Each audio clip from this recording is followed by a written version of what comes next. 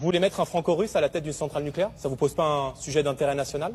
Monsieur Bardella, vous dites en fait que c'est un sujet et que c'est Non, une mesure qui concerne... Oui, je vais vous répondre. Que c'est une vous mesure aimez qui concerne le les concret. franco-russes sur des Je pense qu'il faut se protéger d'un certain nombre d'ingérences. Et aujourd'hui, je pense qu'à la tête des services de renseignement, à la tête d'une centrale nucléaire, il faut des contrôles approfondis. Monsieur Bardella, si c'est une mesure qui concerne les franco-russes dans les postes sensibles, oui ou non? est-ce que vous pouvez dire aux Français qui nous regardent oui ou non? qui est Madame Tamara Volokova? Oui ou non? Est-ce que vous pouvez répondre à cette question? Qui est Tamara Allez-y, parce que Volokova? vous semblez bien...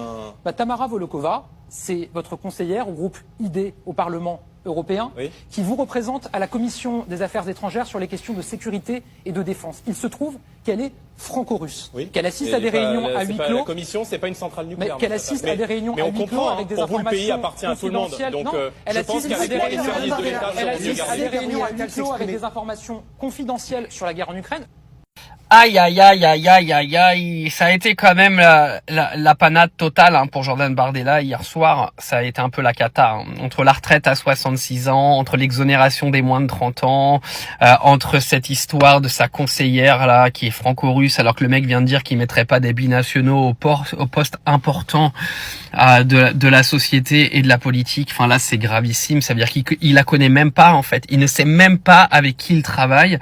Il ne connaît personne de son parti. C'est absolument dramatique. Je sais pas qui a placé Jordan Bardella ici. Alors je sais qu'il fallait un beau gosse pour TikTok et qu'il fallait faire en sorte qu'on ait une personnalité politique qui représente un petit peu le monde d'aujourd'hui, c'est-à-dire un mec qui passe bien sur TikTok, qui fait de la récup politique sur Twitter.